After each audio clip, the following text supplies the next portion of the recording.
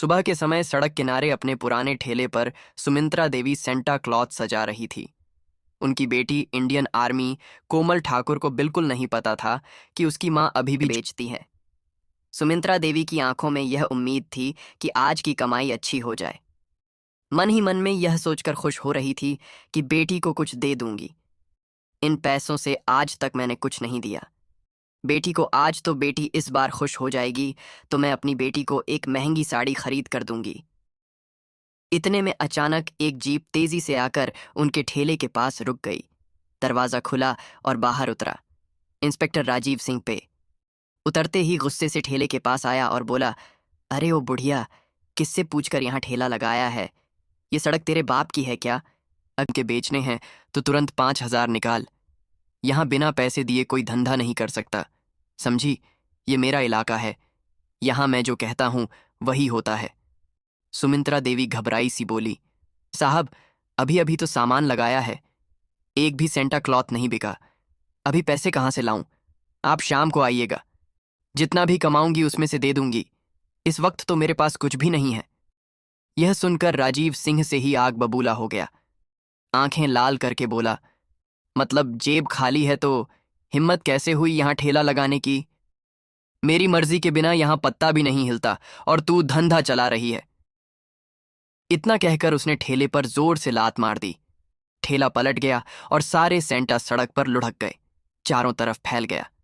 भीड़ धीरे धीरे इकट्ठा होने लगी। सुमित्रा देवी आंसू निकल पड़े। वह रोते रोते जमीन पर बैठ गई और टूटी फूटी हालत में सेंटा क्लॉथ समेटने लगी।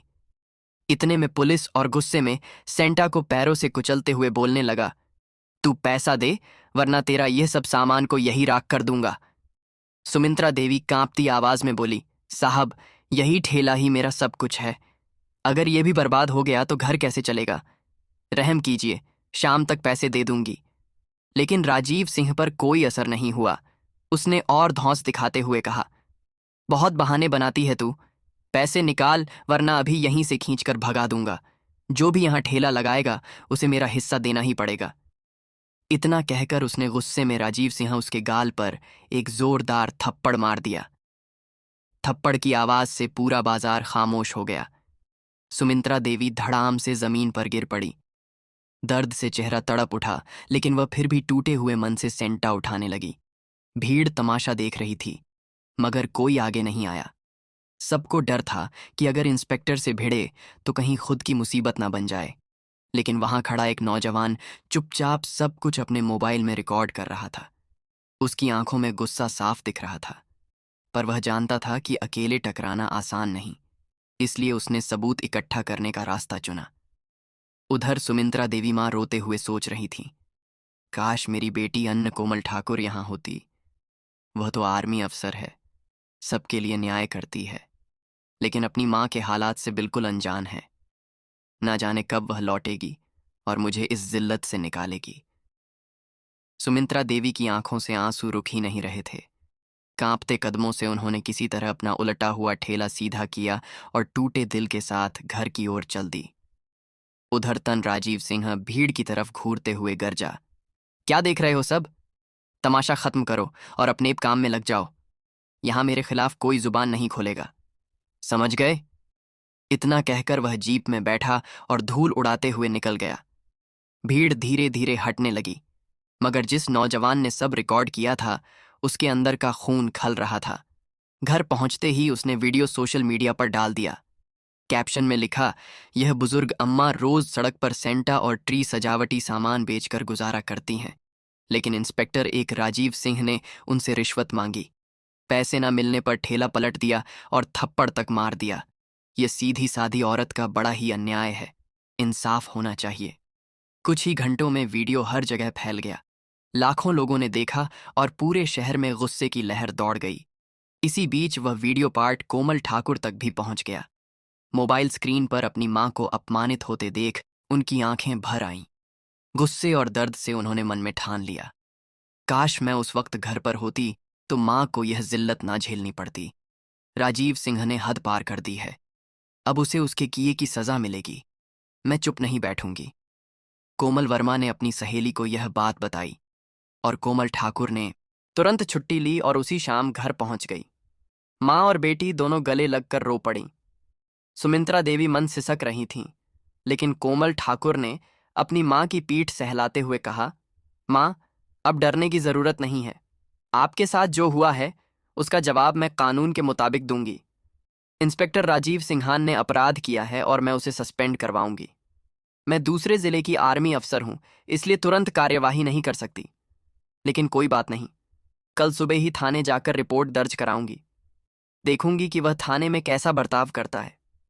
चाहे जैसे भी हो, उस इंस्पेक्टर को मैं नहीं छोड़ूंगी। अगली सुबह पीले रंग की साड़ी पहनकर मां को ढांढस बंधाती हुई थाने की ओर निकली। रास्ते में उन्होंने देखा कि बाजार के किनारे राजीव सिंह फिर एक ठेले वाले से पैसे ऐंठ रहा था। उनका खून खौल उठा, मगर उन्होंने खुद को काबू में रखा। उन्हें पता था कि वह आर्मी अफसर हूं और गुस्से में कानून हाथ में लेना ठीक नहीं। वह सीधा थाने की ओर बढ़ गई। थाने में एसओ दिलीप सिंह अपनी कुर्सी पर बैठे थे।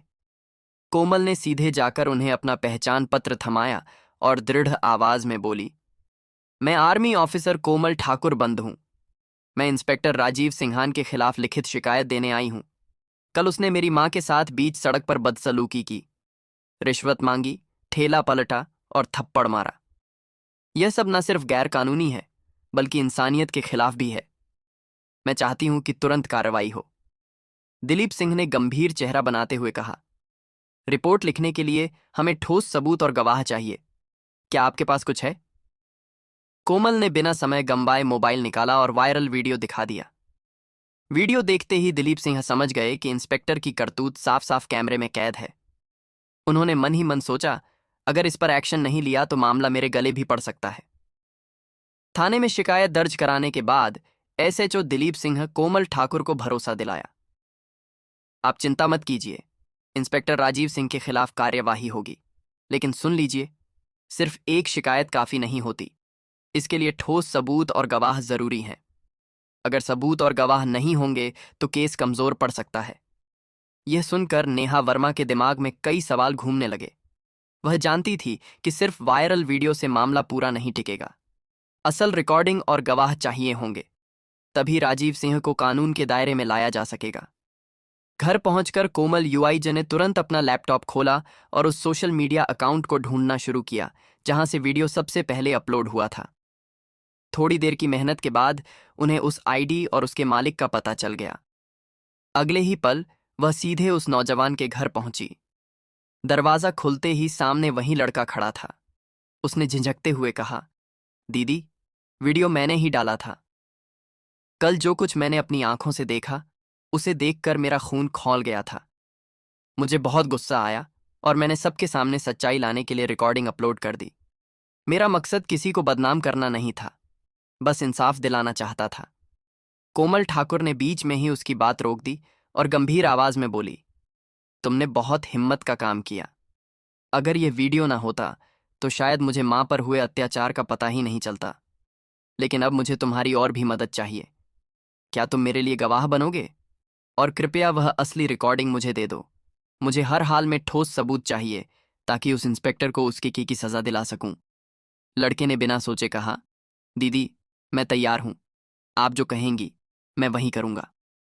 कोमल ने उसका हाथ थामा और बोली, तो चलो, अब हमें और सबूत इकट्ठा करने होंगे। दोनों बाजार की ओर निकल पड़े। वहां पहुंचकर उन्होंने देखा कि इंस्पेक्टर राजीव सिंह इस बार एक माला बेचने वाले ठेले वाले को खुलेआम धमकाकर पैसे ऐंठ रहा था। कोमल ने गहरी सांस ली और लड़के की ओर देखकर धीरे से कहा, यही सही वक्त है। हमें उसकी करतूत एक एक करके कैद करनी होगी। लड़के ने सिर हिलाया और चुपके से अपने मोबाइल का कैमरा ऑन कर लिया। दोनों खामोशी से खड़े होकर पूरा दृश्य रिकॉर्ड करने लगे। राजीव सिंह को इस बात का जरा भी अंदाजा नहीं था कि उसके खिलाफ सबूत इकट्ठे किए जा रहे हैं। वह अपने रब और अकड़ में डूबा हुआ था और यही उसकी सबसे बड़ी भूल बन रही थी। रिकॉर्डिंग खत्म होते ही कोमल और वह नौजवान लड़का चुपचाप वहां से निकल पड़े।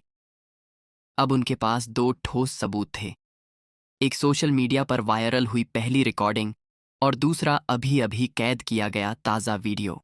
दोनों सीधे थाने पहुंचे। कोमल ने मोबाइल बढ़ाकर एसओ दिलीप सिंह भक्त को वीडियो दिखाया। लड़के ने भी गवाही देने की हामी भर दी। दिलीप सिंह ने गहरी सांस लेकर कहा, अब टेंशन लेने की कोई जरूरत नहीं, सबूत और गवाह दोनों हमारे पास हैं। मैं ये पूरा मामला तुरंत एसपी साहब को भेजता हूं। उन्होंने रिपोर्ट बनाई, रिकॉर्डिंग कॉपी करवाई और सब कुछ ऊपर भेज दिया। थोड़ी ही देर बाद जब उस जिले के एसपी अरविंद शेखावत के हाथ वीडियो पहुंचा तो उनका चेहरा गुस्से से लाल हो गया। वे कुर्सी से उठे और तेज आवाज में बोले, हद हो गई। हमारे जिले में ऐसा इंस्पेक्टर काम कर रहा है और हमें खबर तक नहीं। यह वर्दी पर दाग है। सुजीत सिंह अब किसी भी हालत में बचेगा नहीं। इसके खिलाफ सख्त कार्यवाही होगी। यह सुनकर सुमित्रा देवी और कोमल की आंखों में पहली बार सुकून की चमक आई। उन्हें लगा कि न्याय मिलना अब बस वक्त की बात है। एसपी ऑफिस में माहौल तन गया था। अरविंद शेखावत ने स्टाफ को आदेश दिया, इंस्पेक्टर सुजीत सिन्हा के खिलाफ पक्के सबूत मौजूद हैं। गवाह भी सामने आ गया है और वीडियो पूरे शहर में वायरल है। इस केस को अब कोई दबा नहीं सकता। तुरंत निलंबन की कार्यवाही करो और विभागीय जांच बैठाओ। ऑर्डर मिलते ही सुजीत सिंह का सस्पेंशन लेटर तैयार किया। इंस्पेक्टर सुजीत सिंह, आपको रिश्वतखोरी, सत्ता का गलत इस्तेमाल, आम नागरिकों के साथ दुर्व्यवहार और कानून तोड़ने के आरोप में तत्काल प्रभाव से निलंबित किया जाता है। आपके खिलाफ भ्रष्टाचार निवारण अधिनियम की धारा 7 और 13 तथा आईपीसी की धारा 323, 504, 506 और 106 के तहत एफआईआर दर्ज की जाती है। यह सुनते ही थाने का माहौल बदल गया। कई पुलिसकर्मी दंग थे कि पहली बार किसी इंस्पेक्टर पर इतनी कड़ी कार्रवाई हो रही है, लेकिन सोशल मीडिया और जनता ने इसे जीत की तरह लिया। लोग कह रहे थे, आखिरकार गरीब की आवाज सुनी गई, न्याय मिल रहा है। उसी शाम पुलिस टीम ने इंस्पेक्टर सुजीत सिंह को औपचारिक रूप से गिरफ्तार कर लिया। हथकड़ी लगते ही उसका रब और अकड़ सब धुल गया। घबराई आवाज में वह बोला, साहब, मुझसे गलती हो गई, एक मौका दे दीजिए। लेकिन एसआईपी ने कड़क आवाज में कहा, तुझे जनता की सेवा के लिए वर्दी दी गई थी, अब कुछ नहीं हो सकता। तो दोस्तों, इस तरह से एक गरीब को इंसाफ मिल। दोस्तों, अगर आपको भी यह वीडियो दिल को छू गई तो वीडियो को लाइक करें।